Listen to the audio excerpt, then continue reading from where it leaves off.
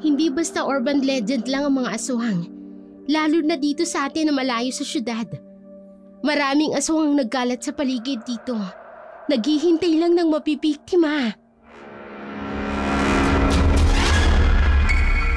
Pwes, hindi ako natatakot sa mga aswang na yan. Pagkakainin ko sila ng bala ng baril ko. Hindi nga ako natatakot sa mga kalaban ko sa politika. Sa kanila pa kaya? Walang aswang-aswang sa akin. Mamamatay silang lahat sa mga kamay ko!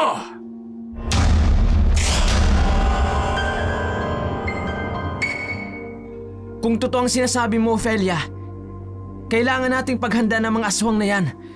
Baka silang sumalakay kay Itay.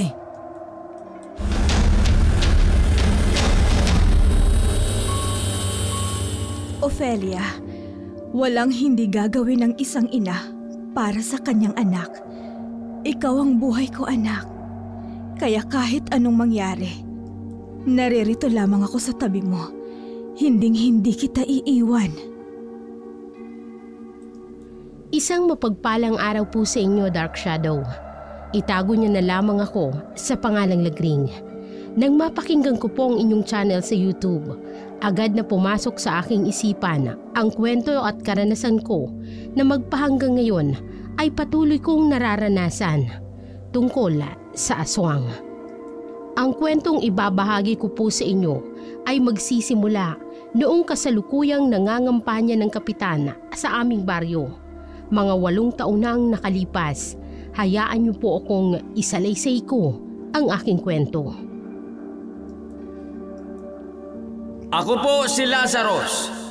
Matino, may puso, sa serbisyo ay sigurado, sa barangay ay kampante, sa problema ay palaban.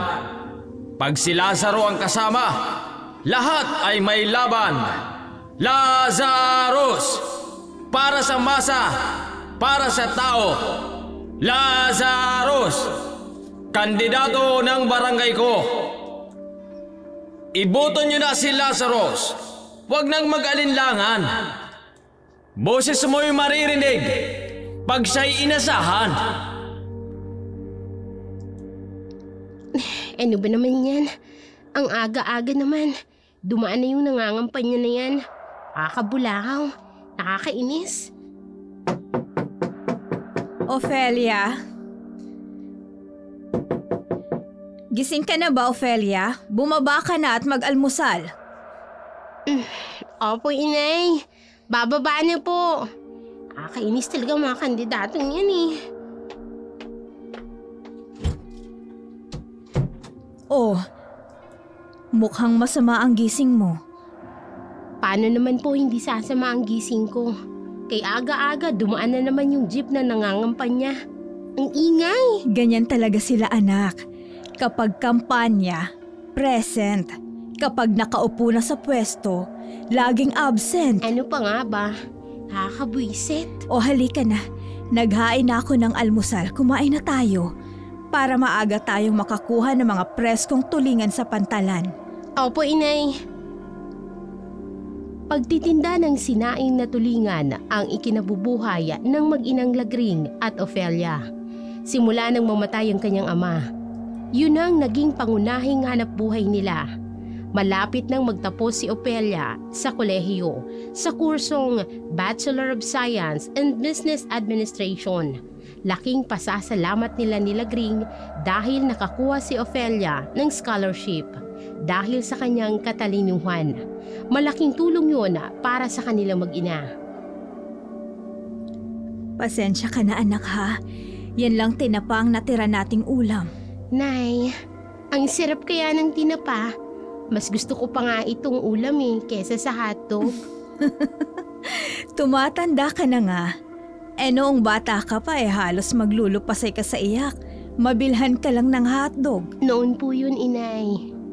Lazarus! Kandidato ng barangay ko. Iboto niyo na si Lazarus. Huwag nang mag-alinlangan. Boses mo'y maririnig pag siya'y inasahan. Ano ba naman yan? Ang sarap batuhin ng mga nangangampanya. Ang ingay. At anong para sa masa? Sus, ngayon lang na eleksyon. Nakakainis na ang pa-plastic. Sinabi mo pa anak. Nun ngang nanghihingi ako ng tulong sa center para sa maintenance ko. Binigyan ba ako? Hindi. Paano kasi kahit libreng maintenance para sa mga senior citizen, binubulsa pa. Hindi na nagbago ang ganung uri ng senaryo sa Baryo Pag-asa.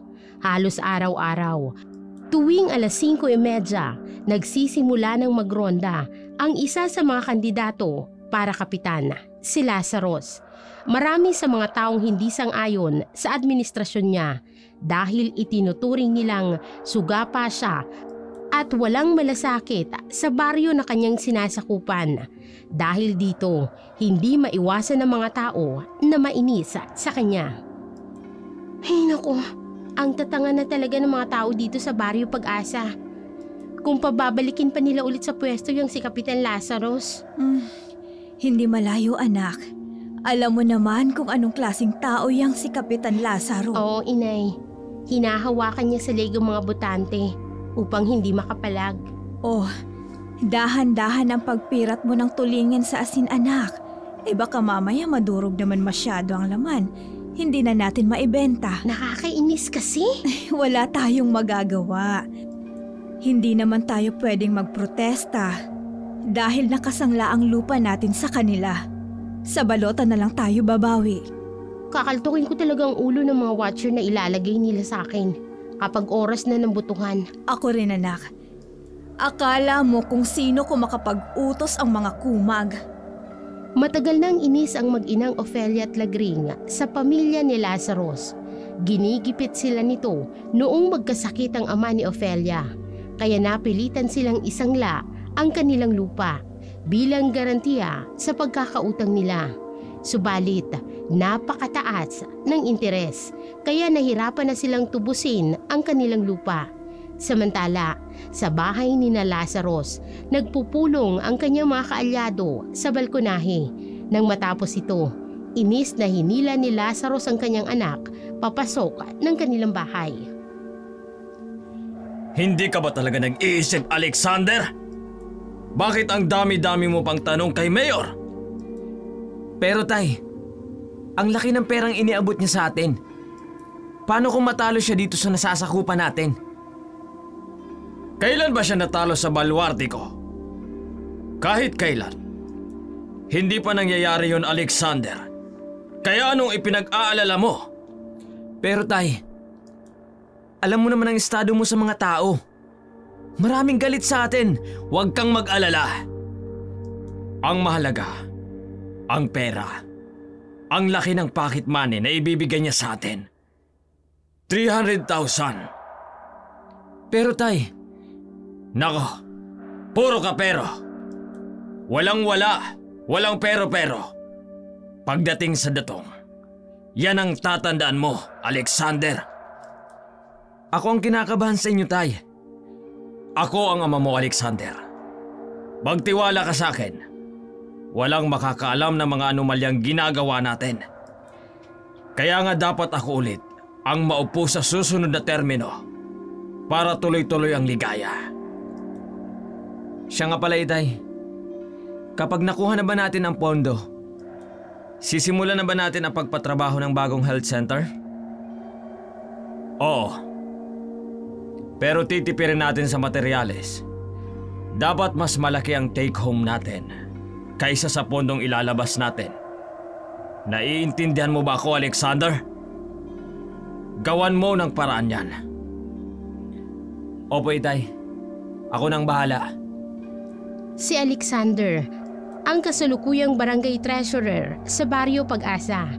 Alam niya ang lahat ng anomalya at katiwalian na ginagawa ni Lazaro at siya mismo ang gumagawa ng paraan upang ito'y pagtakpan.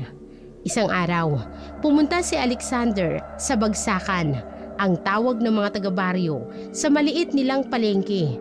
Doon, karaniwang nagtitipon-tipon ang mga magsasakang galing sa iba't ibang lugar, sa iba't ibang sityo, upang ibenta ang kanilang mga tanim na gulay, isda o karne. Pagkababa niya mula sa kanyang mamahaling motorsiklo, agad siyang napansin ng mga tao sa bagsakan. Ang ilan ay nagalak sa kanyang pagdating, ngunit may ilan din na umismid, lalo na si Ofelia. Tahimik na tinahak ni Alexander ang landas patungo sa tindahan ni Ofelia at Aling Lagring. Ngunit sa kanyang paglapit, agad siyang napako sa isang dalagang matangkad, balingkinitan, morena at may malapusang mga mata. Si Ofelia. Matalim at mapanuri ang tingin nito sa kanya. Halatang may halong panghuhusga. Hindi maipagkakaila ni Alexander na napakaganda ng dalaga. Sa kanyang isipan, maihahalin tulad niya si Ofelia sa kilalang Brazilian model na si Adriana Lima. Magandang umaga. Pwede mo ba akong pagbilhan ng sinaing na tulingan? Ilan po? 3 piraso sana. Magkano? 45 bawat isa. 3 bibilhin mo. 135 lahat. May gusto ka pang idagdag? Miss, mukha yatang gusto mo na akong umalis agad Bakit po? Bukod ba sa pagbili ng tulingan at tinda namin, may iba ka pang sadya? Hindi mo ba ako kilala? Hindi. Hindi? Paanong hindi? Hindi kasi ako mahilig sa politika. Heto na ang 3 pirasong sinaing na tulingan. Akin na po ang bayad. Heto. 500. Keep the change. No, heto yung sukli mo. 365 pesos. You're welcome. Parang ang laki yata ng sama ng loob mo sa akin May nagawa ba ako sa'yo? Siguro. Look, miss. I don't even know who you are. So I'm pretty sure I didn't do anything to you. Tsaka sa ganda mong yan, imposibleng makalimutan kita. At wala din po akong balak na kilalanin ka. Sorry po Marami pa akong gagawin. Makakaalis na po kayo. Gulong-gulo si Alexander at muli niyang binalikan ng tingin ang malamodelong babaeng nagtitinda ng sinaing na tulingan. Sa dinami-dami ng mga nagagandahang babae na kanyang nakilala sa Maynila, sa Siargao, sa Boracay at sa iba pang lugar, kakaibang dating ng babaeng ito. May kung anong misteryo at ang lakas ng hatak sa kanya ng kagandahan nito. Lalo ng malapusang mga mata nito na tila ba ng aarok kung tumitingin. Kaya naman sa isip ni Alexander, sisiguraduhin niyang malalaman kung sino ang mataray na babaeng yun. Pagka-uwi ni Alexander sa kanilang tahanan, agad na siyang nilapitan ng kanyang ama sa hapag. Bumili ka pala ng sinaing na tulingan. Hindi mo man lang sinabi. Hindi ko naman po talaga balak Napadaan lang ako sa bagsakan. Tapos naamoy ko ang mabangong aroma, kaya napabili na ako. Masarap talaga ang magluto ng sinaing, ang mag-inang Lagring at Ofelia. Sino po? Si Lagring? Hindi po, yung dalaga. Si Ofelia. Ang nag-iisang anak nila ni Macario. Matalino ang batang yon. Tay, may nagawa ho ba kayo sa kanila? Bakit mo naman na itanong? Para kasing galit sa akin yung Ofelia. Baka dahil sa lupa nilang nakasangla sa atin. Nagkautang kasi sila noon para sa hospitalization ni Macario. Ginipit nyo? Aba oo. Wala naman silang pambayad Alangan namang floating lang ang pera na inutang nila. Kaya pala ganun na lang pagtataran niyo sa akin. Alexander, huwag mong sabihin na nahahalina ka sa ganda ni Ofelia. Tay, paano po kung oo? Hindi ka magugustuhan ng babaeng yon. Kontra yon sa pamamalakad ko dito sa baryo. Kaya wala kang pag-asa doon. Hindi kaagad nakaimik si Alexander sa sinabi ng kanyang ama. Sa isip niya, gagawin niya ang lahat upang mapalapit sa babae. Hindi na kasi ito maalis sa kanyang isipan mula nang una niya itong makita. Kinabukasan, maaga silang umalis kasama ang mga kapartido ng kanyang ama upang mangampanya sa mga liblib na lugar ng kanilang baryo hanggang sa mapadpad sila sa pinakasulok na sityo. Ano ba naman yan? Ang init-init. Payungan mo nga ako. Tay, huwag niyo pong ipakita sa mga tao na naiirita kayo. Sinong hindi maiirita? Bisit na yan. Ang init-init. Ang babaho pa ng mga magsasakang yan. Kahit pakitang tao lang po, Itay. Peste!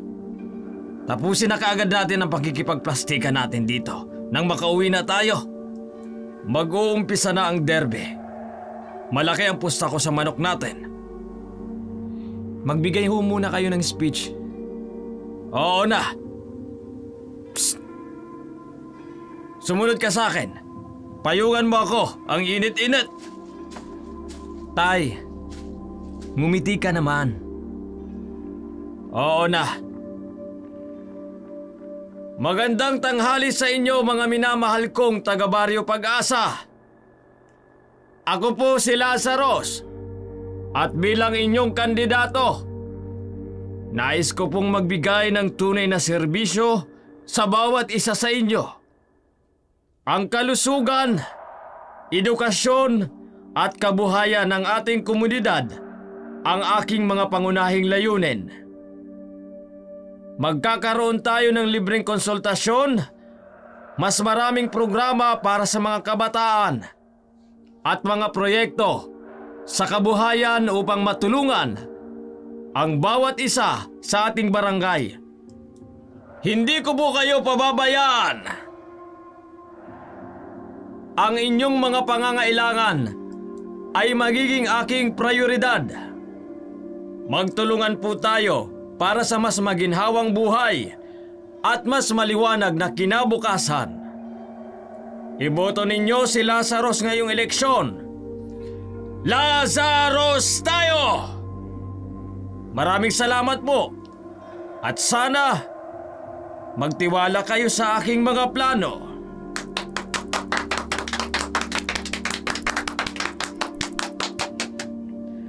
Bahagyang napangiwi si Alexander sa mga pinagsasasabi ng kanyang ama dahil alam niyang gaano ito kapeke at kaplastik.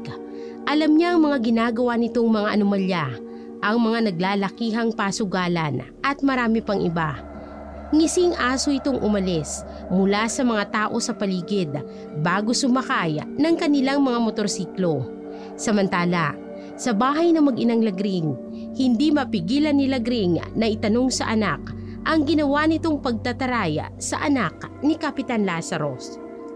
Narinig ko ang ginawa mong pagtataray sa anak ni Lazaros. Ang hangin po kasi, inay. Tama lang ang ginawa mo, anak.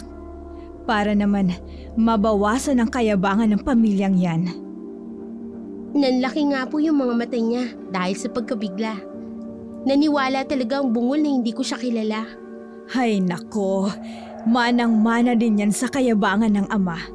Tingnan mo nga, ginawa siyang barangay treasurer. Siyempre, para mapagtakpan ng mga katiwalian nila. Kawawa naman ang mga taga-Baryo Pag-asa. Ay, tama ka nga anak. Pag nakapagtapos ako, inay, at nakahanap ng magandang trabaho, aalis na tayo sa lugar na to. Pero, paano yung lupa natin, anak? Nangihinayang rin po ako, inay. Pero kayo po, kung gusto niyo po na tubusin natin yung lupa, kapag nakapagtrabaho na ako, pag-iipunan ko po yun. Anak, hindi naman kita pipilitin na tubusin ang lupa. Dahil alam ko na darating ang panahon, mag-aasawa ka. At malay natin, taga-syudad pala ang magiging asawa mo. At ayaw manirahan sa probinsya. Nay, hindi pa ako mag-aasawa ha. Matagal pa bago mangyari yan. Matapos ang pag-uusap ng mag-ina, Sabay nilang niluto ang sinaing na tulingan na kanilang ititinda. Abala sila sa kanilang gawain nang marinig nilang kapitbahay nilang si Nadia na umiiyak dahil sa takot. Agad nila itong nilapitan upang alamin ang nangyayari. Ayon kay Nadia, nawawala ang kanyang anak na dalagita. Nag-text pa raw ito na pauwi na mula sa bayan. Biyernes kasi noon, karaniwang araw ng uwian ng mga estudyanteng nag-aaral sa bayan. Agad na inalo ng mag-ina si Nadia upang mapakalma ito. Nang humupa na sa pag-iyak si Nadia, ay umuwi na rin ito sa kanilang bahay. Naiwan naman ang mag-inang Lagring at Ofelia sa labas ng kanilang bahay. Kita ang pag-aalala sa kanilang mga mukha. Sana naman walang masamang nangyari sa anak ni Aling Nadia. Graduating pa naman ng junior high yun. Ay, sana nga. Diyos ko, pati ako'y nag-aalala rin. Kaya ikaw, Ofelia, kung alam mong gagabihin ka sa pag-uwi, huwag ka nang tumuloy ha. Oo naman, Nay. Huwag po kayong mag-alala. Ipagdasal na lang natin na makauwi ng ligtas sa inosensya. Opo, Inay. Ang bait pa naman ng batang yun. Pumasok muli sa kanilang bahay ang mag-ina at ipinagpatuloy ang kanilang ginagawa. Samantala, sa isang lihim na cabin ni Kapitan Lazarus, naroon ang mga tanod niyang halatang bangag sa ipinagbabawal na gamot. Kasalukuyan namang inaayos ni Kapitan Lazarus ang zipper ng kanyang pantalon. Pagkatapos ay hinarap niya ang kanyang anak na si Alexander na halatang bangag din. Oh, tapos na ako. Ikaw naman ang tumira doon. Ayos ka talaga, Itay. Pinagsawaan mo muna bago mo ipasa sa akin. Siyempre, dapat palaging nauuna ang ama. Sige, Tay. Ako nang bahala doon sa babae. Pagsasawaan ko yun hanggang magdamag. Enjoy, anak! Uy! Ang ganda mo. Batang-bata. Huwag ka nang umiyak. Ako nagbahala sa'yo. Mukhang lamog ka na ng tatay ko Mukhang pagod ka. But don't worry. Mas dadagdagan pa natin yan.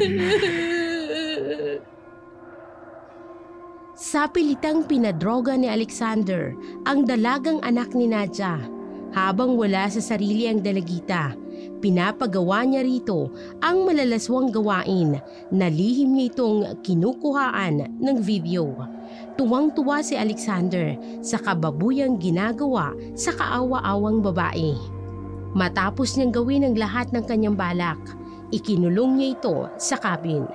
Kinabukasan, wala sa sarili, umiiyak at takot na takot ang dalagita. Lalo na nang muling makita si Alexander. Tinakot siya nito na kapag nagsumbong siya ay ikakalat daw ang mga video. Wala nang nagawa ang dalagita kung hindi ang umiyak. Nang makauwi si Inosensya sa kanilang bahay, labis ang tuwa ng kanyang mga magulang sa kanyang pagbabalik. Ngunit agad nilang napansin ang kakaibang kilos ng kanilang anak. Tahimik, balisa at waring may mabigat na dinadala. Anak ko!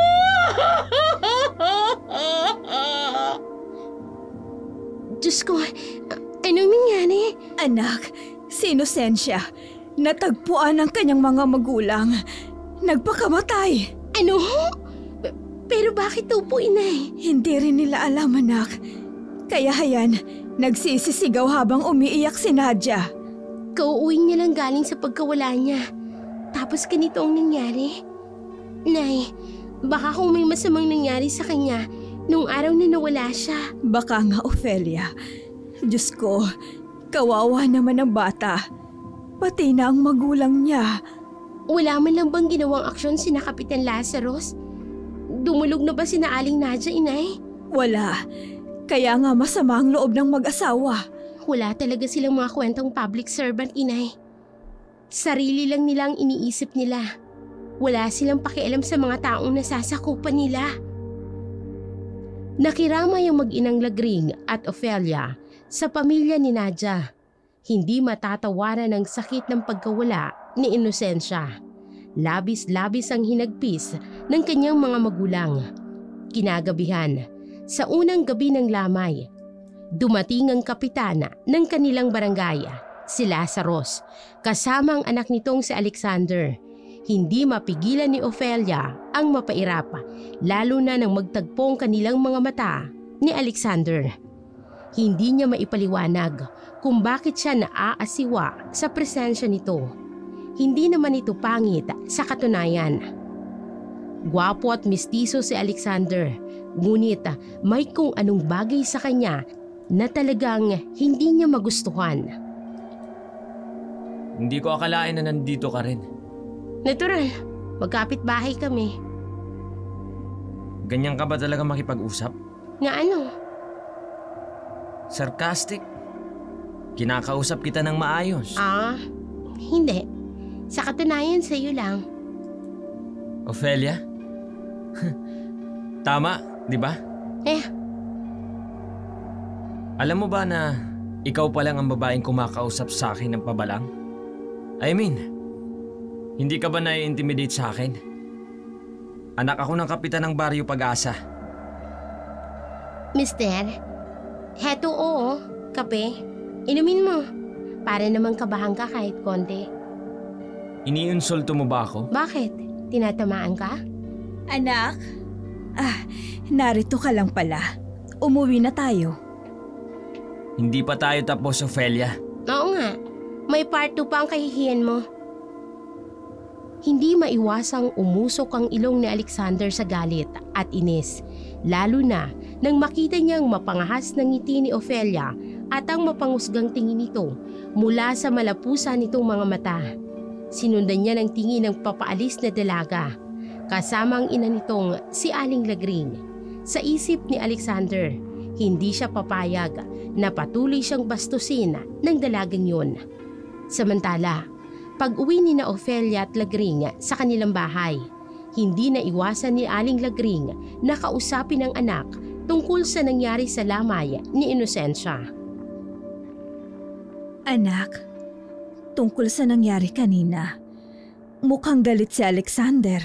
Mas mabuti nga po yun, inay. Inaalala lang kita, anak. Baka kung anong gawin sa'yo ng lalaking yun. Subukan niya lang po, inay. Hindi ko siya uurungan. Anak, alam naman natin kung anong klaseng mga tao yung pamilyang yan. Kaya hindi ko maiwasang mag-alala. Nay, pangangalagaan ko po ang sarili ko. Isa pa, yung lalaking yun ang lapit ng lapit sa akin.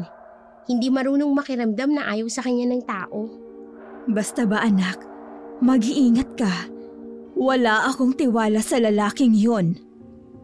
Tumango na lamang si Ofelia bilang pagsang-ayon sa kanyang ina. Kinaumagahan, hindi sumama si Ofelia sa pagtitinda sa bagsakan dahil may pasok siya sa bayan. Hindi na siya umupa ng boarding house mula nang mawala ang kanyang ama. Sa halip, ginagamit niyang motorsiklong dati ay para sa hanap buhay nilang habal-habal. Bandang 5:30 ng hapon, pauwi na si Ofelia nang magdesisyon siyang huminto upang magpakarga ng gasolina. Ngunit laking gulat niya nang huminto rin ng isang motorsiklong Suzuki sa tapat ng kanyang motor at kilala niya kung sinong sakay nito. Si Alexander. Hindi ko akalain na makikita kita dito, Ofelia. Pauwi ka na? Hindi, papunta pa lang. Bakit ba ang init ng dugo mo sa akin? Hindi ko alam. Siguro dahil ayaw lang kitang kausap. Pwes, ako, gusto kitang kausap. Pwes ako, ayaw kitang kausap. Sandali lang. Gusto lang talaga kitang makausap, Ofelia. Bakit hindi mo subukang makipagkaibigan sa akin? Marami na akong kaibigan at wala akong balak na dagdagan pa. Sandali lang sabi. Ano ba? Bitiwan mo ang braso ko ha. Kung ayaw mong silaban kita ng gasolina. Ang tapang mo talaga. Aba syempre. Kaya pwede ba lubayan mo ko? Ito ang tatandaan mo, Ophelia. Pagsisisihan mo na kinalaban mo ako. Alam mo, mister, yung paglaban ko sa'yo, yan ang pinakasulit na desisyon ko sa buhay ko. At kung iniisip mong natatakot ako sa'yo, keep dreaming. Walang hiya ka. Ako walang hiya? At least ako, hindi ko ibinubulsa ang pera ng barangay. Kayo ng tatay mong walang hiya. Mga kupal. Hindi kami korap. Ah, talaga? Ayun oh, nakasulat sa noo mo. What? Hindi agad nakakilos si Alexander. Tinapunan na lamang niya ng tingin ang dalagang si Ophelia habang isinusuot nito ang kanyang helmet. Ilang saglit pa, pinaharurot na ni Ophelia ang motorsiklo palayo. Sa inis, napakuyom si Alexander ng kanyang kamao, lalo na nang mapansin niyang pinagtitinginan siya ng mga gasoline boy. Kaagad niya itong sinigawan, dahilan upang magsitakbuhan ng mga ito dahil sa takot. Samantala, pagdating ni Alexander sa kanilang bahay, naabutan niya ang kanyang ama na galit at pinapagalitan ang isang matandang lalaki. Bobo ka talaga, Turing! Punyeta! Walang utak! Ang sabi ko sa'yo, itapon mo yung katawan ng babae sa dagat, hindi sa ilog! Tay, ano bang nangyayari? Itong visit na to ang simple ng pinapagawa ko. Hindi pa nagawa. Itinapon mo naman ang katawan ng babae sa ilog. Sigurado ako, puputok ang balita bukas. Makakasira yan sa kampanya ko. Gawan na lang po natin ang paraan, Itay. Ha, Vincent? Oo. At ikaw naman, saan ka galing?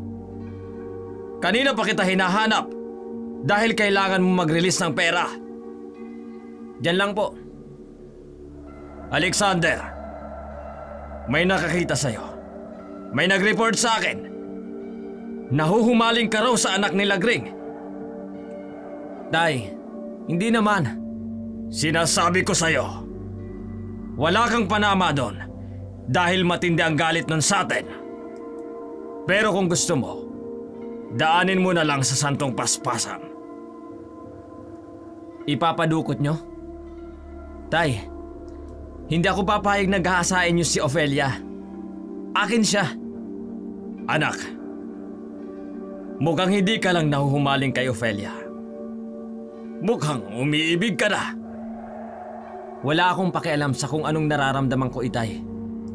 Basta akin lang ho si Ophelia. O sige, gagawa natin ang paraan yan, anak.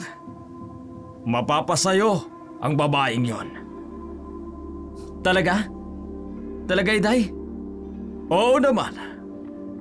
Magiging iyo siya, Alexander. Tuwang-tuwa si Alexander sa sinabi ng kanyang ama.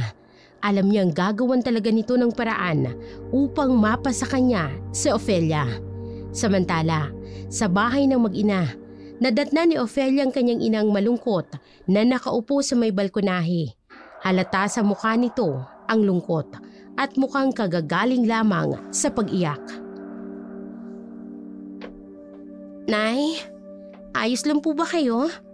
Bakit mukhang kagagaling niyo lang sa pag-iyak? Kasi anak, pinadalhan tayo ni Kapitan Lazarus ng Notice of Foreclosure Possession. Ano? Anak, nakalagay din dito na kailangan nating magbayad sa loob ng 4 na buwan. Kung hindi ay itutuloy daw nila sa legal proceedings. Magfa-file sila ng civil case? Oo, anak. Hindi ko na alam ang gagawin, anak. Napakawalang hiya talaga ng mga taong yan. Alam kong may hidden agenda sila kung bakit nila ginagawa sa atin ito ngayon. Hindi kaya dahil sa magaspang na pakikitungo mo kay Alexander, anak. Napaka-childish niya naman kung ganun. Huwag kang mag-alala, inay. Hahanap ako ng pera para mabayaran natin sila. Pero malaking halaga ng pera ang kakailanganin natin. Kung kinakailangang mangutang ako sa kung kani-kanino, nay, gagawin ko. Nagpupuyos sa galit si Ophelia. Marami na nga siyang iniisip tungkol sa kanyang pag-aaral. Nadagdagan pa ito sa panggigipit sa kanila ng swapang nilang kapitan. Samantala, sa barangay hall, naroon ang mag-amang sina Kapitan Lazaros at Alexander. Inis na inis si Kapitan sa mga senior citizens na nagkukumpulan sa labas ng barangay hall dahil humihingi ang mga ito ng ayuda mula sa pamahalaan. Paalisin mo nga ang mga matatandang yan sa labas nitong barangay hall. Tay, hinahanap na nila yung bayad sa kanila nung may pinatrabaho kayo. Tapos ang iba, humihingi ng supply ng maintenance para sa high blood. At anong ibibigay ko sa kanila? Naipatalo ko na sa sabong. At hindi rin ako kumuha ng supply ng gamot mula sa LGU. Kaya wala tayong maibibigay sa mga yan. Tay, kahit sana konti, kumuha kayo ng supply. Alam mo namang kasagsagan ng kampanya ngayon. Wala akong pakialam. Wala akong pakialam kung mamatay ang mga yan.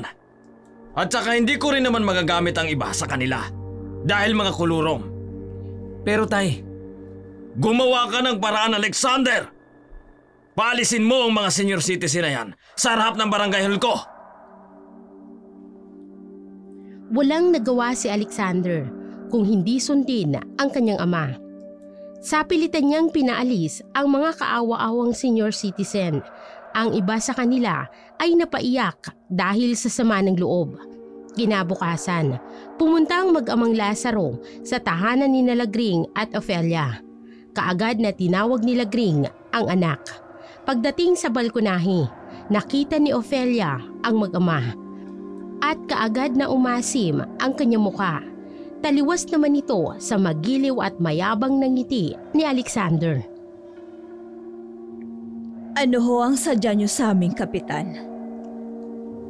Lagring, hindi na ako magpapaligoy-ligoy pa, no? Siguro naman, natanggap mo na ang notice of foreclosure possession. Natanggap ho namin kahapon. Hindi ho ba may usapan tayo? Ano na pong nangyari sa usapan niyong kapitan? Ofelia, iha, may usapan nga tayo. Pero notaryado ang kasunduan natin na gagawin yung collateral ang lupang ito sa pagkakautang niyo sa akin. Kaya kapag hindi kayo makabayad, sa itinakdang oras, may karapatan akong ilitin ang lupa. Kapitan, bigyan niyo pa ho kami ng panahon. Lagring, gusto ko sana, pero floating na ang puhunan ko. Gusto ko na ring pakinabangan ang pera ko. Of course. Wala naman pong mahalaga sa inyo, kapitan, kung hindi pera. Ofelia, hindi naman ako kasing sama ng inaakala mo. Bibigyan ko kayo ng pagpipilian. Hindi ko na ipatutubo sa inyo ang lupa kung papayag kayo sa kondisyon ko. Ano hong kondisyon? Ipakasal mo si Ofelia kay Alexander.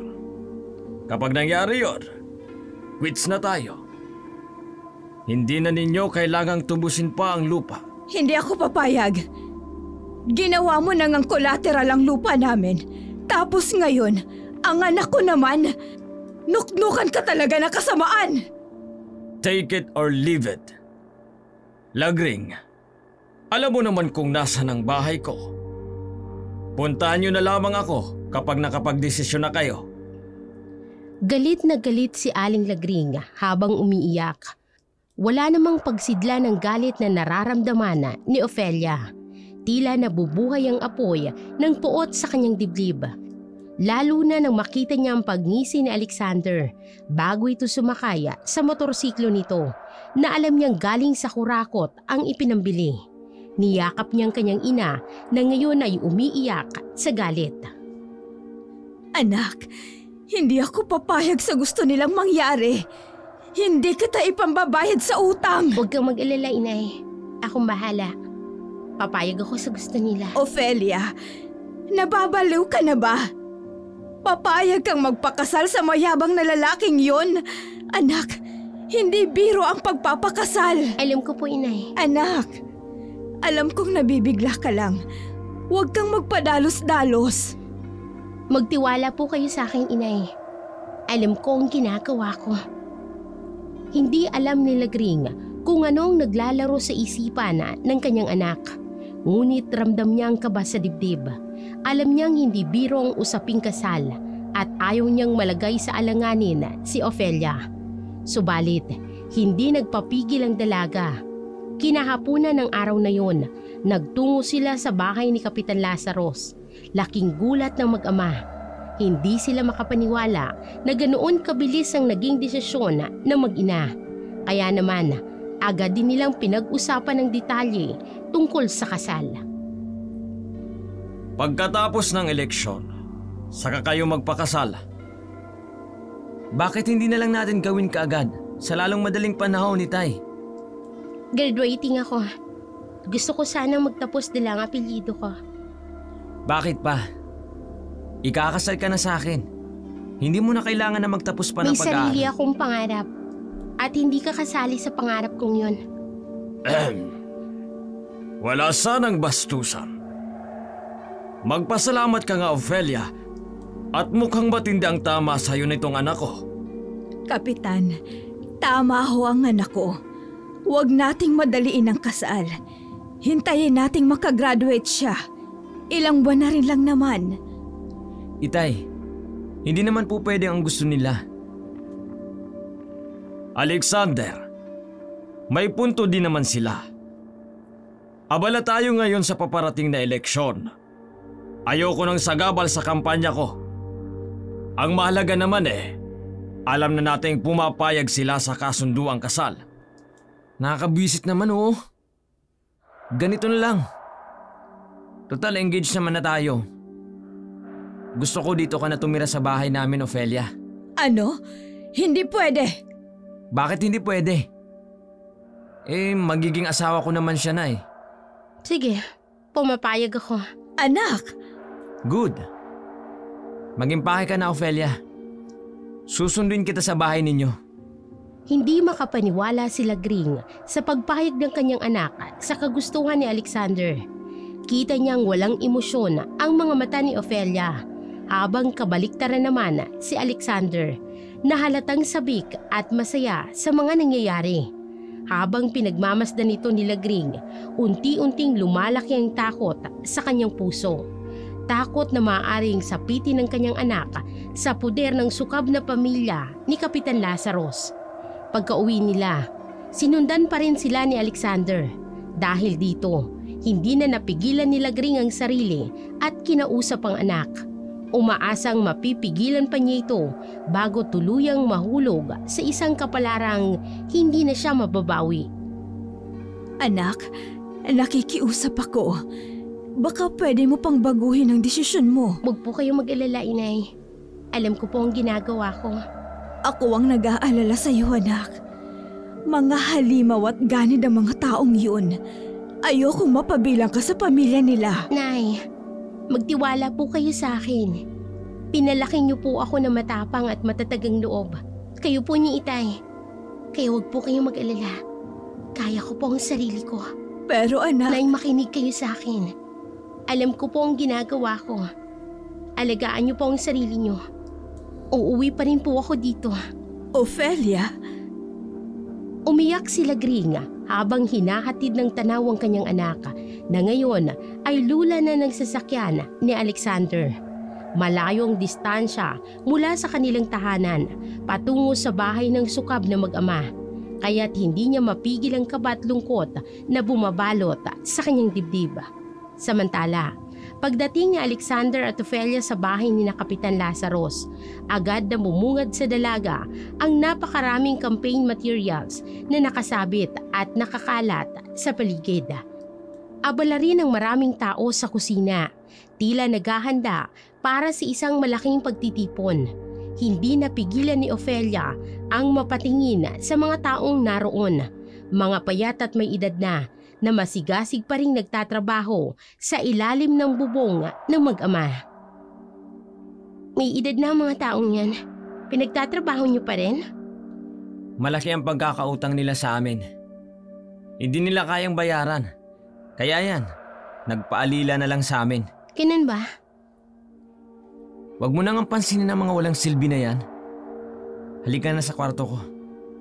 Ipasok na natin ang mga gamit mo. Kwarto mo? Oo, Ophelia. Magiging asawa na kita. Wala naman sigurong masama kung i-advance ang honeymoon, di ba? Isa pa, kabayaran na rin ito na pagkakalaban mo sa akin. Ikaw pa talagang may ganang maningin. Oo naman. Kaya halika na. Pumasok na tayo sa silid ko. Hinila ni Alexander sa Ophelia sa braso at bumakat ang kanyang kamay sa makinis na balat ng dalaga. Pagkatapos nila sa silid ng lalaki, inilibot ni Ophelia ang paningin sa paligid. Malawak ang kwarto at puno ng mamahaling koleksyon ng sapatos. Matapos niyang inilagay ang kanyang maleta sa gilid, agad siyang nilapitan ni Alexander. Ngunit mabilis na umiwas si Ophelia, bagay na agad namang ikinainis ng binata. Huwag mong sabihin na pinapahirapan mo pa ako, Ophelia. Hindi ko naman sinabing pahihirapan kita, Alexander. Gusto ko lang maligo muna. Pwede ba yun? Sige, sige. Bilisan mo lang ha. Sabik na ako matikman ka eh. Huwag kang mag-alala. Mabilis lang to. Bakit ba hindi ko kayang kontrolin ang sarili ko pagdating sa'yo, Ophelia? Pagkatapos maligo ni Ophelia, napansin niyang wala si Alexander sa loob ng kwarto. Kaya't dali-dali siyang lumabas, tumalilis patungong kusina at kumuha ng juice. Agad din siyang bumalik sa silid, ngunit pagpasok niya ay naroon na si Alexander. Halatang naiinis sa ginawa niyang pag-alis nang hindi nagpapaalam. Bakit ka lumabas ng kwarto nang hindi nagpapaalam? Paano kung magpapaalam sa'yo? Wala ka naman dito. Tsaka kumuha lang ako ng juice para sa atin. Ayoko ng juice, Ophelia. Gusto ko ikaw. Inumin mo muna ang juice, Alexander. Tapos magiging sa'yo na ako. O sige, akin na. Ubusin mo. Masarap yan.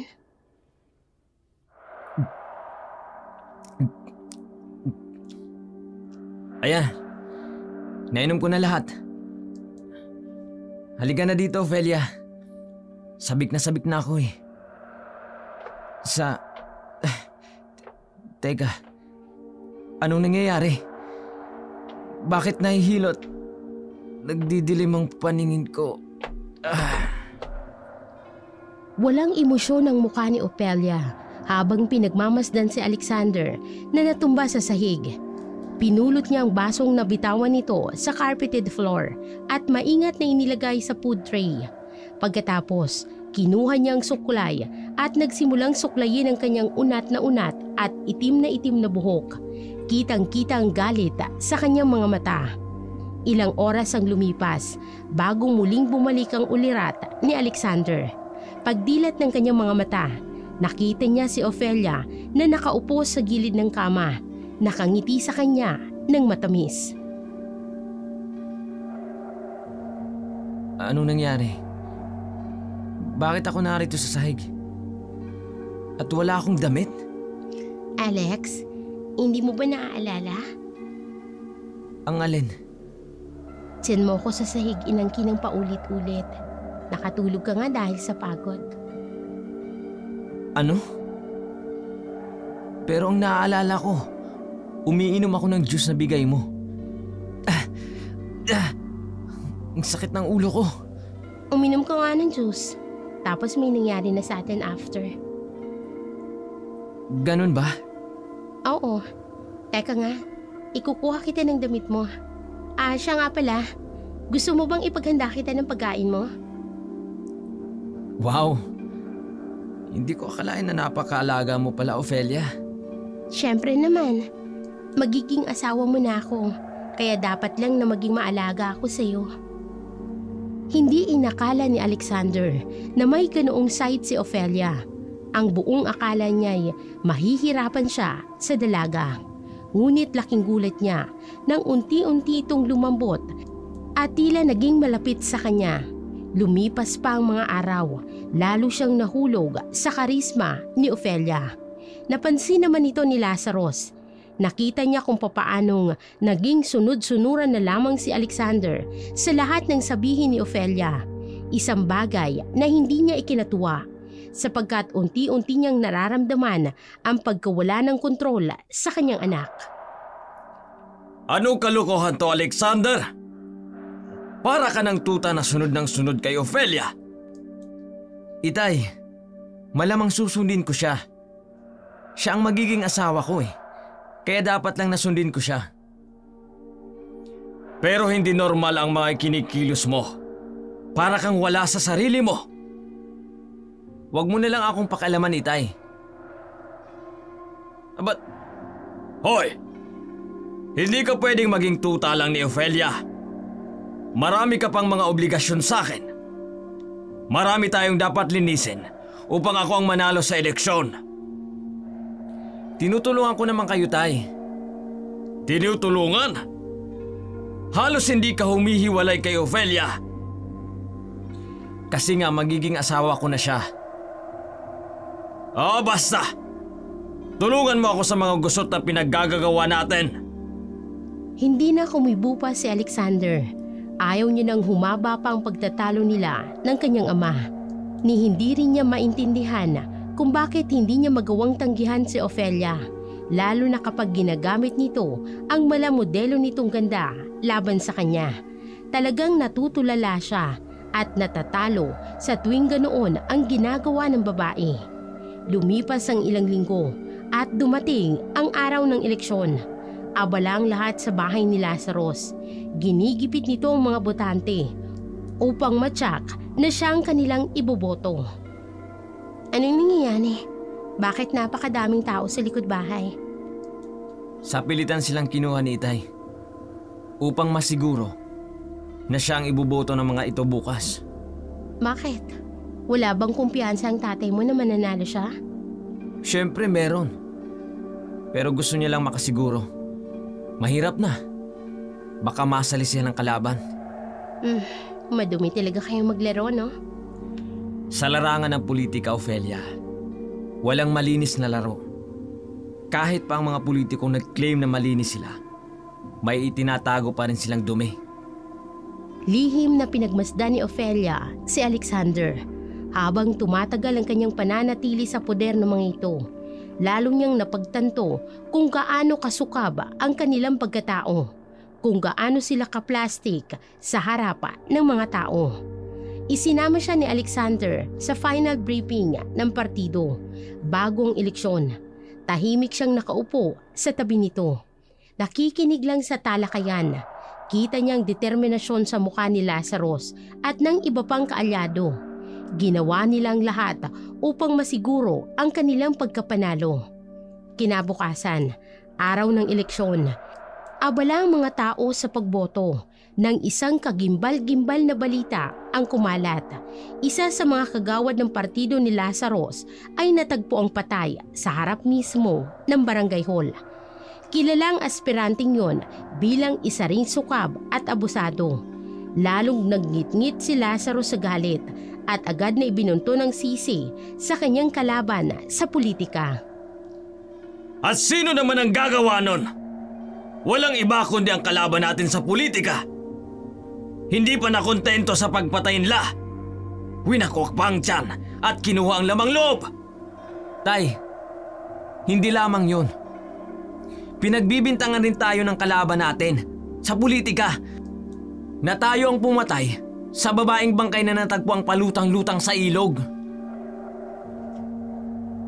Peste! Peste kasing to rin yan. Sinabihan ko nang sa dagat itapon.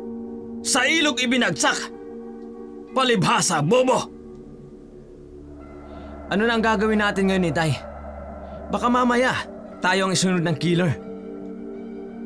Huwag kang duwag, Alexander. Sa barangay na to, tayo ang hari. Kaya huwag kang matakot. Itay, paano kung may makaalam din sa ginawa natin sa anak ni Nadia? Ano ka ba? Matagal nang nakalibing yon. Inuud na nga ang katawan nun sa lupa eh. Wala na yon. Ang dapat nating pagtuunang pansin ngayon ay kung sino ang killer at ang eleksyon. Hindi maiwasang makaramdam ng takot si Alexander, lalo na nang makita niya ang bangkay ng aspiranting kagawad.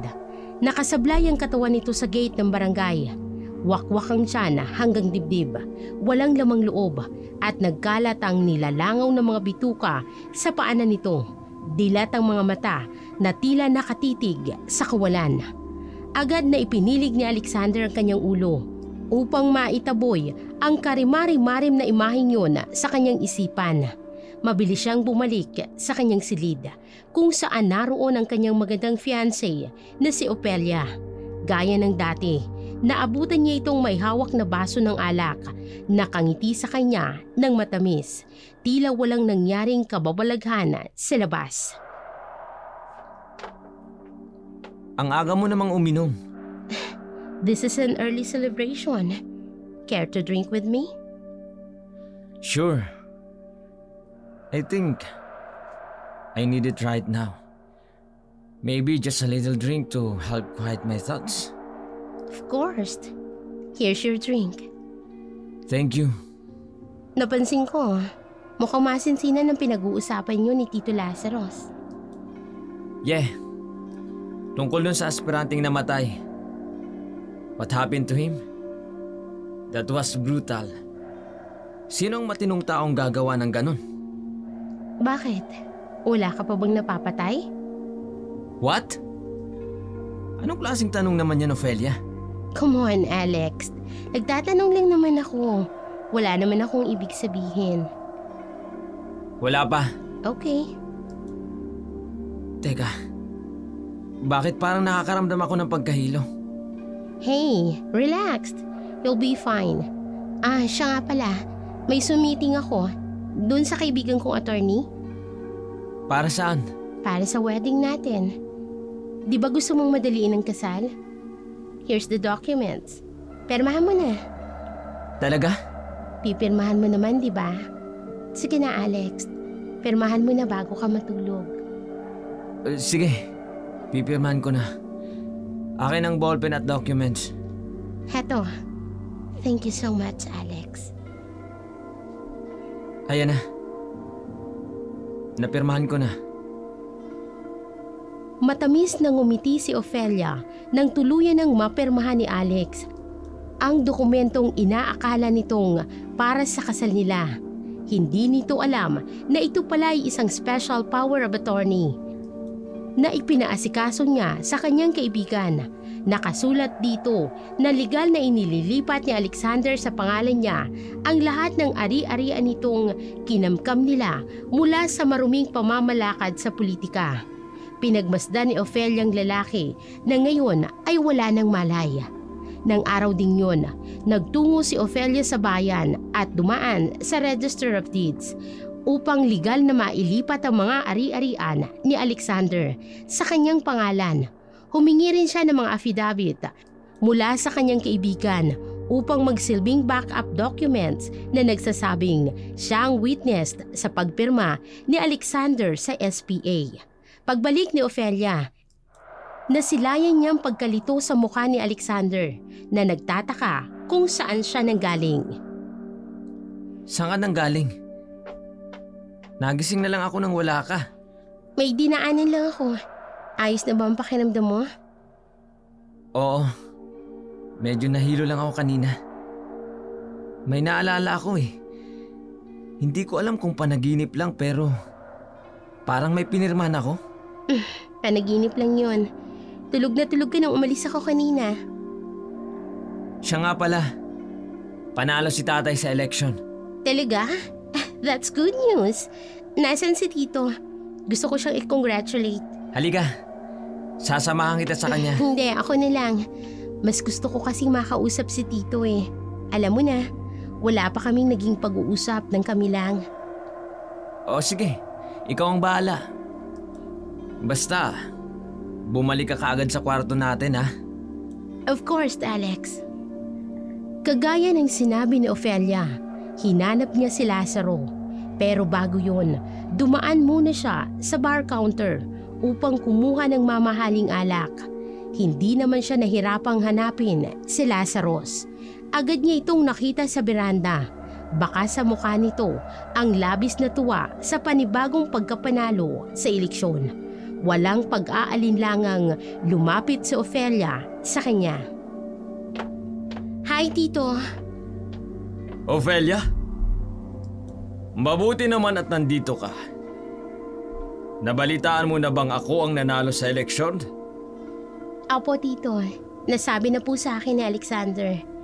Kaya nga po ako may dalang alak. Gusto ko po na uminom kasama mo for celebration. Oo naman. Tagayan mo ako. Sure, Tito.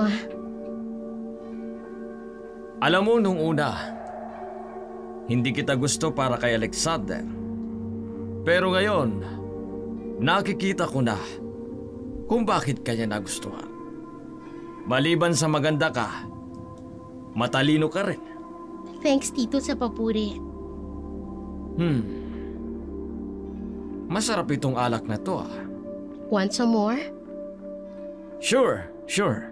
Heto po. Ang sarap. Oh, teka. Ang bilis ko naman yatang tamaan. Mukhang nahihilo ako. Tito, may gusto po sana akong papirmahan sa inyo. Tungkol saan? Bala ko po kasing magtinda ng mga apparels dito sa barangay. Kukuha ako ng permit. Pakipirmahan naman po, oh. Walang problema, Iha. Nasaan na ang permit at ang ballpen? Pipirmahan ko na. Narito po, Tito. Walang pag-aalinlangan na pinirmahan ni Lazaro ang SPA. Sa kabila ng nanlalabot na hihilong niyang pakiramdam, tila wala siyang lakas upang tumanggi kay Ofelia. Kagaya ng ginawa niya kay Alexander, maingat na inasikaso ni Ofelia ang dokumentong may pirma ni Lazarus. Lumipas sa mga araw at linggo. Isang araw, nagpaalam si Ofelia kay Alexander na nais niyang dalawin ng kanyang inang si Aling Lagring. At tulad ng dati, dahil hindi siya matanggihan ni Alexander, ay agad itong pumayag. Anak, halos magdadalawang buwan ka nang hindi bumibisita dito sa bahay. Eh kung hindi pa ako bumoto, hindi pa kita makikita man lang. May mahalaga lang ho kasi akong tinatrabaho, Inay. Tungkol naan saan anak? Tungkol sa kung paano pagbabayarin ng mag-among sukap. Delikado ang ginagawa mo, Ofelia. Paano kung mahuli ka? Isa pa, malapit na ang kasal nyo. Iyon ay kung may kasal na magaganap. Ano? Diyos ko, Ofelia. May bala ka bang tumakas? Hindi, Inay. Hindi ako umuurong sa laban. Siya nga pala, Inay. Atong pera, huwag na kayong magtinda ng sinaing na tulingan. Anak, ang laking halaga nito. Saan mo to nakuha? Binigay sa akin ni Alexander. Ano? Ofelia, huwag mong sabihin na kurakot ka na rin katulad nila. Nay, hindi po. Pera yan ni Alexander. May negosyo siya sa bayan at ibinigay niya sa akin yan. Kaya sige na, Inay. Sa inyo na ho yan. Laking gulat ni Aling Lagring nang makitang malaking halagang hawak sa isang palad. Sa tansya niya, aabot yun ng 100,000. Pinagmasdan niya si Ofelia. Ibang-iba na ang itsura ng anak. Mas naging sopistikada ito na tila nawala ang dating kasimplihan. Ngunit sa kabila nito, dama pa rin ang pagiging mapagmahal na anak. Ang pinagkaiba lang, mas naging palaban at matatag si Ofelia ngayon. Hindi nagtagal si Ofelia sa bahay ng kanyang ina. Agad din siyang bumalik sa malaking bahay ni Lazarus. Pagkarating niya roon, isang nakakabahalang eksena ang bumungad sa kanya. May isang dalagita na pilit na ipinapasok ng mga tauhan ni Lazarus sa bodega. Kaagad siyang kinabahan, kaya tahimik siyang tumalilis sa likod ng bodega. Doon niya palihim na itinanim ang isang hidden camera upang makita ang mga karumal-dumal na gawain ni Lazarus at ng kanyang mga tauhan sa loob. Tay? Oh, Anong nangyayari sa'yo, Alexander? Hindi kayo maniniwala sa sasabihin ko. Tungkol saan? Sabihin mo na kasi. Yung mga tanod na kasama nating gumahasa sa dalagita, Itay. Patay silang lahat. Pare-pareho ang pagpatay doon sa aspiranting kagawad. Natagpuan silang lahat sa ilog, kasama ang bangkay ng dalagita. Ano? Walang hiya. Sinong may kagagawa ng lahat ng ito? Itay, hindi po kayo aswang? Aswang na kalokohan. Wala nang aswang sa panahon ngayon, Alexander. Yun po kasi ang narinig kong usap-usapan, Itay. Lalo na sa uri ng pagkakapatay sa kanila. Marahil tama ka ka. Naniniwala ka po sa aswang, Itay? Hindi. Ano ako bata para maniwala sa mga aswang na yan? Ang sabihin mo, may umaaswang sa atin dito sa bahay. Pero Itay, sino? Yun ang aalamin natin, Alexander. Nagpupuyo sa galit si Lazaro nang ipatawag niyang kanyang mga tauhan sa bahay. Agad niyang hinarap ang mga ito at pinipilit pa aminin kung sinong may kagagawan ng mga krimeng lumabas. Ngunit wala ni isa sa kanilang umamin. Sa tindi ng kanyang galit, isa-isa niyang binigyan ng malalakas na suntok ang mga kaawa-awang tauhan. Lahat ng yun ay nasaksihan ni Ofelia mula sa balkonahe. Napakuyom siya ng kanyang mga palad. Galit at pagkasuklam ang nangingibabaw sa kanyang damdamin. Bago siya tahimik na tumalikod at muling pumasok sa loob ng kabahayan. Ano bang nangyayari? Bakit galit na galit ang tatay mo? Mayroon kasing traidor dito sa bahay. Traidor? Sino naman ang maglalakas loob na traidorin kayo? Di pa namin tsak kung sino, Ofelia. Pero malalaman din namin kung sino. Alex, walang maglalakas loob na traidorin kayo. Takot na takot ang mga tao sa inyo. Dapat lang, Ofelia. Dahil sa oras na malaman namin kung sino ang tumatraidor sa amin, dila niya lang ang walang latay. That's my mind right there. Oh, Tom, you're irresistible when you're mad. It makes me wanna do something reckless. Talaga? Gusto mo bang simulan na natin ang honeymoon ulit? Of course. Kinagat mo pa talagang tenga ko, ha? Wanna do something way spicier? I promise you won't regret it. I love that. Pero bago yan, uminom na muna tayo to add more heat and spice. Parang naipnotismo si Alexander at naging sunod-sunuran na naman siya kay Ofelia. Uminom silang dalawa at tulad ng dati, muling nakatulog ang lalaki. Kaagad na umalis si Ofelia sa kama at lumabas ng kanilang silid. Sa ibaba ng hagdan, nakita niya ang isang pinto. Dahil sa kuryosidad, pinasok ito ni Ofelia. Pagkabukas ng pinto, tumambad sa kanya ang mga hindi kaaya-ayang larawan ng mga nakahubad na katawan sa isang gilid. Isang kamera. Wala sa sariling tiningnan ni Ofelia ang mga ito.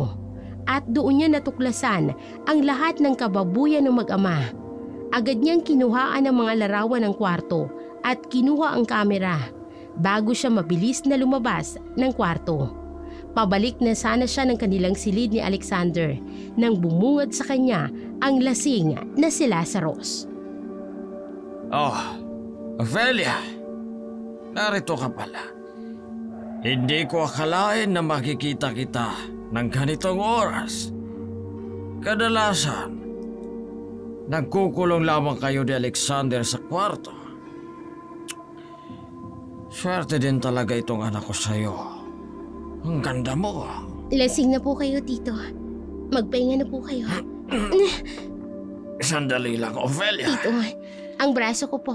Bitawan mo. Ngayon ko lang napansin. Napakaganda mo pala talaga. Napakabango.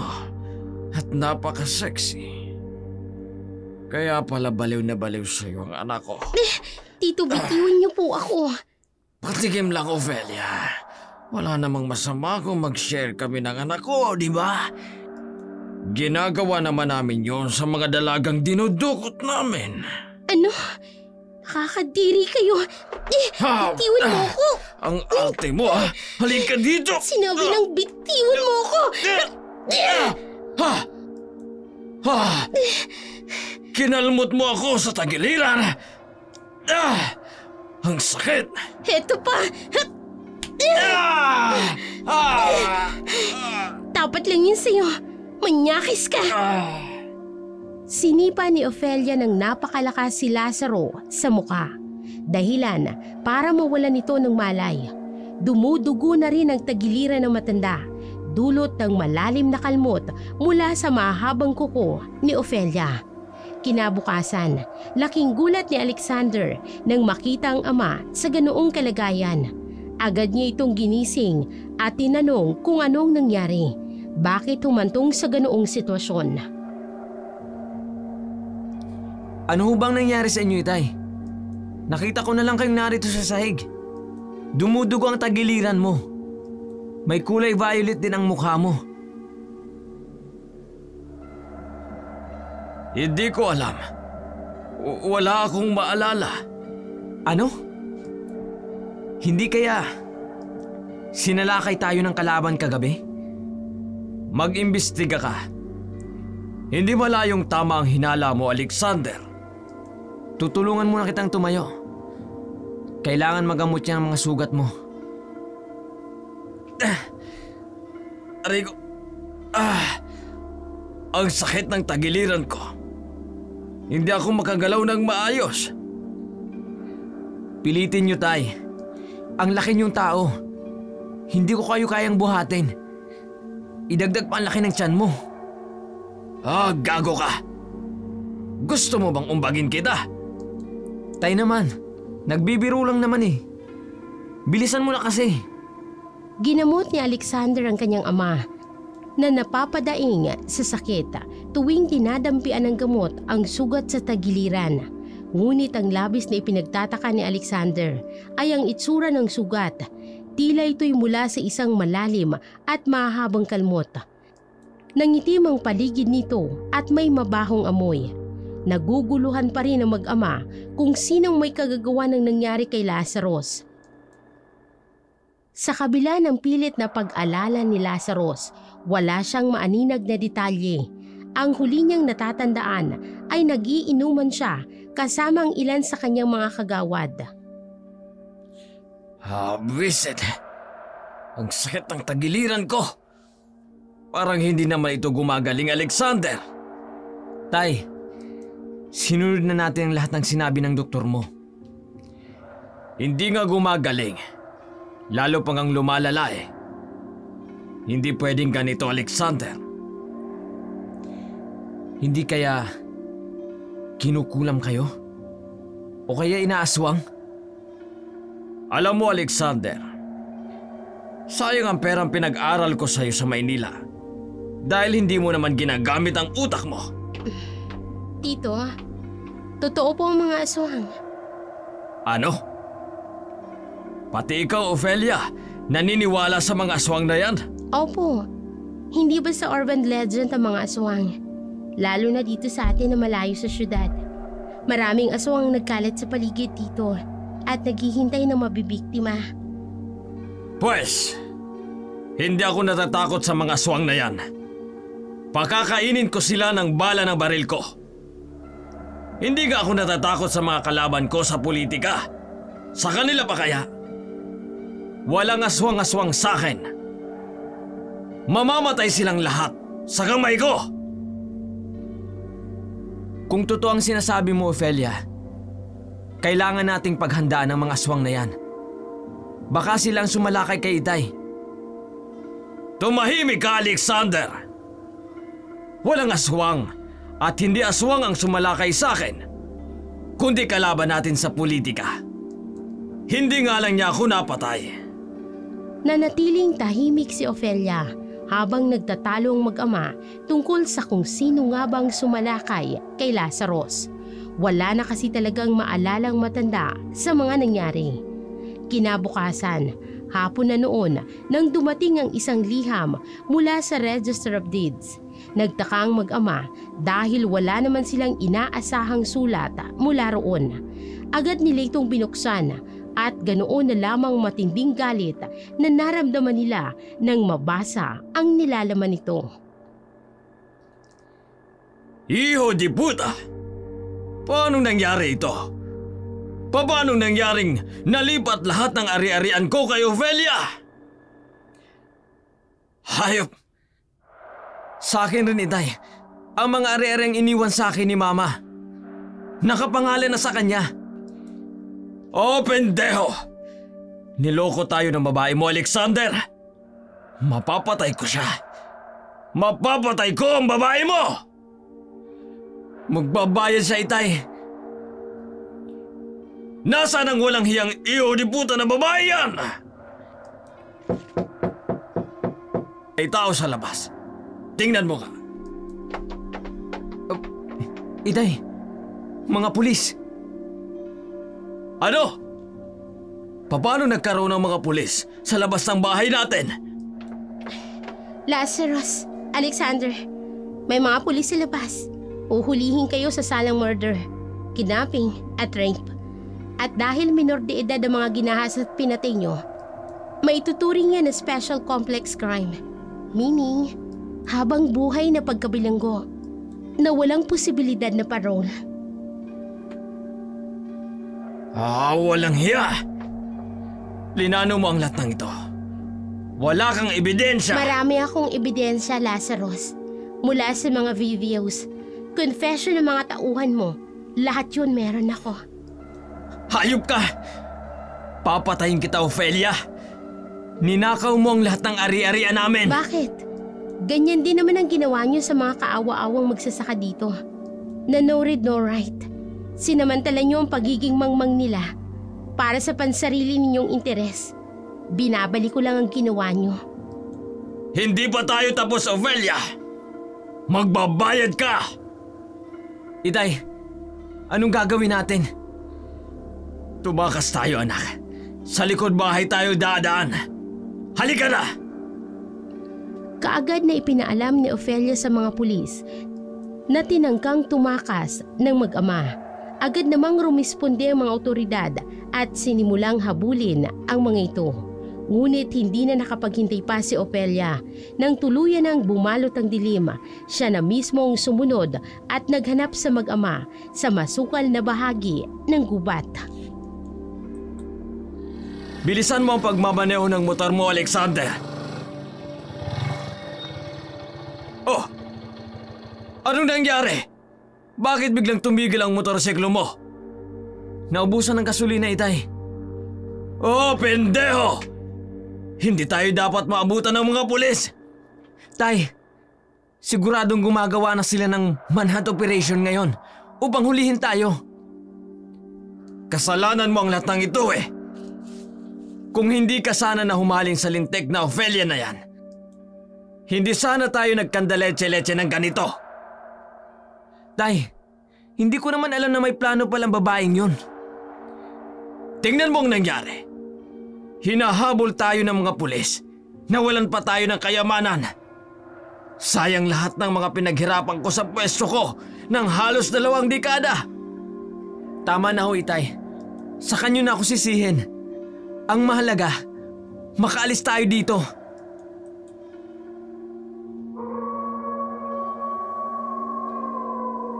Oh, peste! Bakit may mga asong umaalulong sa paligid? Hindi ko alam, Tay. Tayo na! Naririnig mo ba ang naririnig ko? Parang may papalapit na kung anong nilalang sa kinaroroonan natin. Oh, Diyos ko! Itay, anong klaseng nilalang yan? Mahaba ang kuko niya at may itim na balat na nag-uukba at nanlilisik ang kanyang kulay pulang mga mata.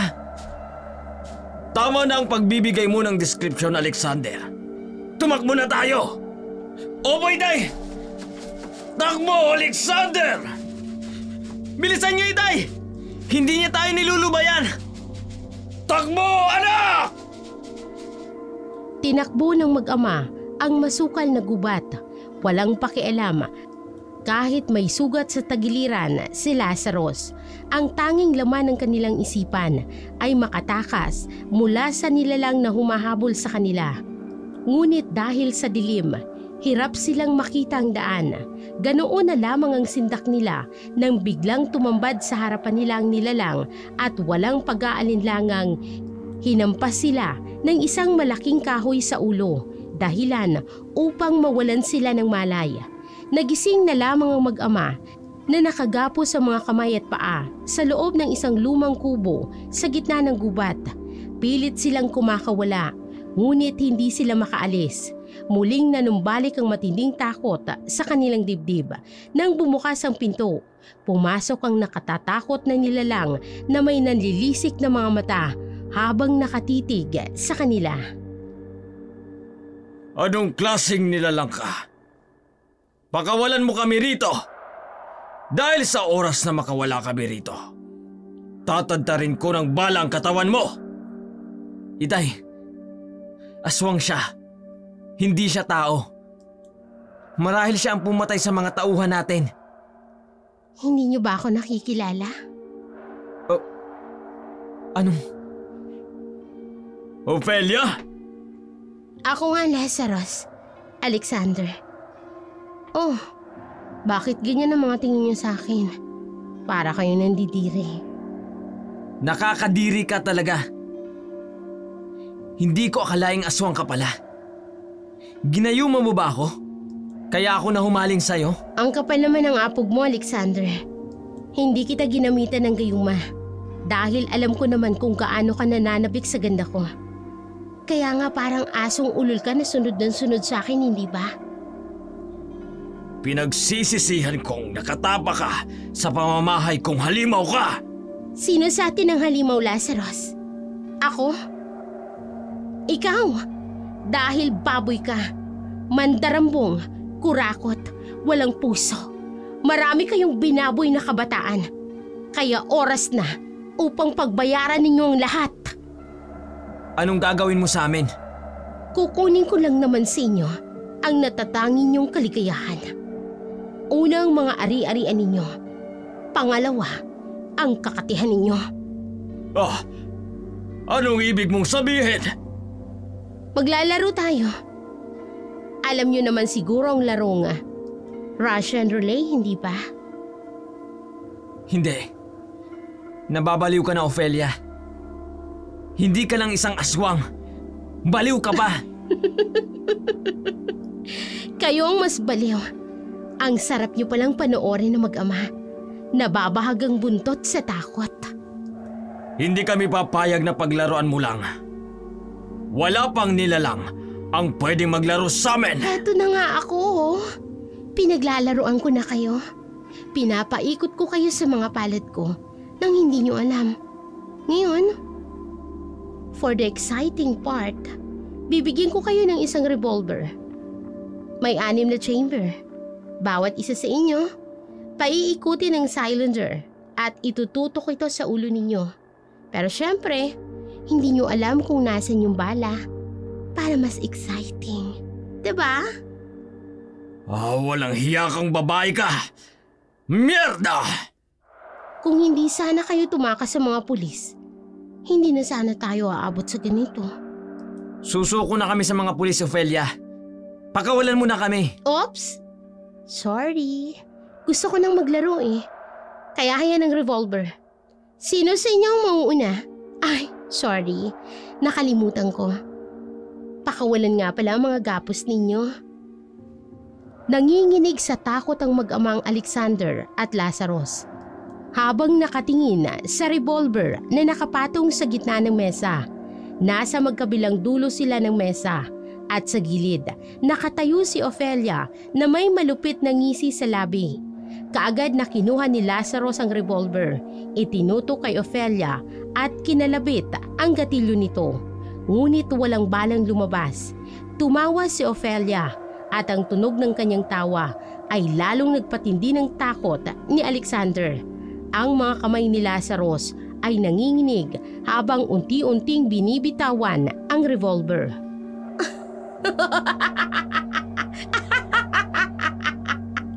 Ang bobo mo, Lazarus.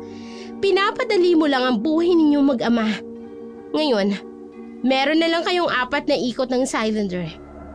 Bago nyo malaman kung sinong unang mamamatay. Ay, nakakaawa naman kayong mag-ama. Ganyan ka ba kasama, Ofelia? Hindi mo ba ako minahal? Alexander, ako ba totoong minahal mo? Alam kong hindi. Ginusto mo lang ako dahil sa angking kong ganda at dahil na-challenge ka sa akin.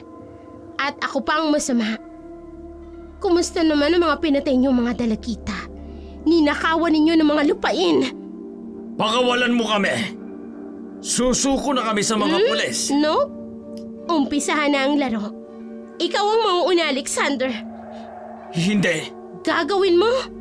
O lalaslasing ko ang leg mo? Oo na! Gagawin ko na! Ginawa ng mag-ama ang larong gusto ni Ofelia hanggang sa matapos ang ika-4 na pag-ikot ng cylinder. Alam ni Lazarus na may karga na ito dahil yun ang magiging ika-5 ikot ng cylinder. Umiiyak si Alexander habang nakatingin sa kanyang ama at ganoon din si Lazarus. Nangangatal ang mga kamay nito habang nakatutok ang barila sa kanyang ulo. Parang awa mo na, Ofelia. Ayoko mamatay ang tatay ko. Ayoko ring mamatay, anak. Marami pa akong gustong gawin. Tay? Patawarin mo ako, Alexander. Ano? Itay?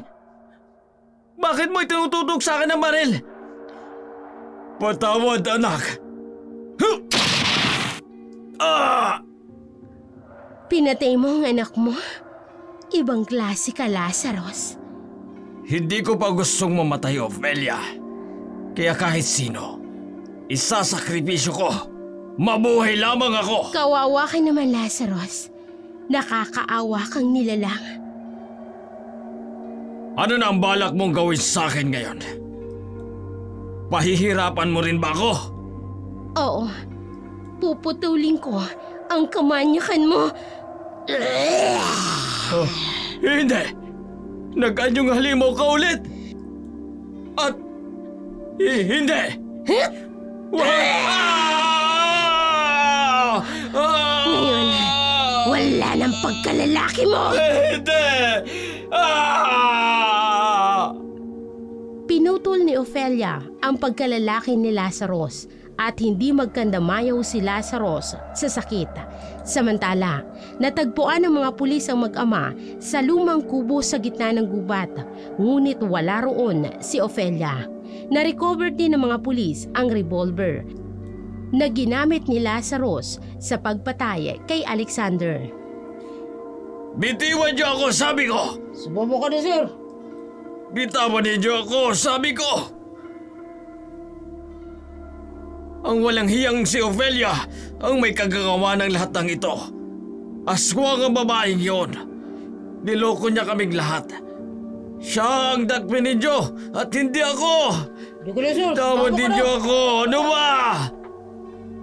Dinala ng mga pulis si Lazaro sa pinakamalapit na ospital sa bayan upang gamutin ang sugat nito sa tagiliran at sa hinaharap nito. Samantala, umuwi naman si Ofelia sa kanilang bahay ni Aling Lagring na agad na sinabi sa ina na mag-impake na sila dahil lilipat na sila ng bahay. Gulong-gulo si Lagring sa sinabi ng kanyang anak, ngunit wala siyang nagawa kung hindi ang sumunod na lamang dito. Anak, ano bang nangyari? Gulong-gulo ako.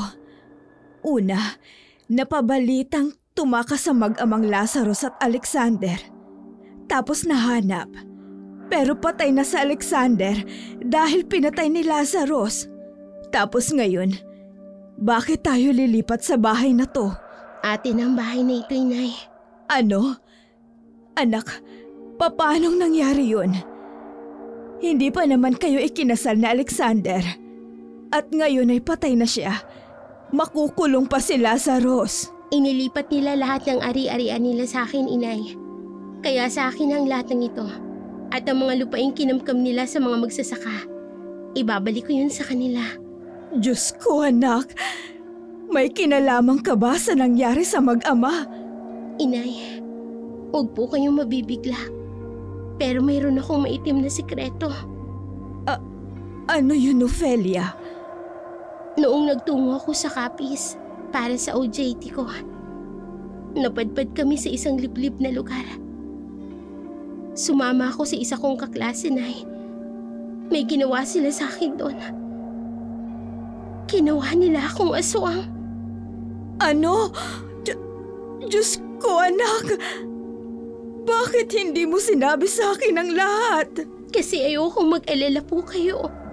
Gusto kong mamuhay pa rin ng normal. Pinilit kong ibalik sa dati ang lahat hanggang sa nangyari ang tungkol sa kasunduang kasal.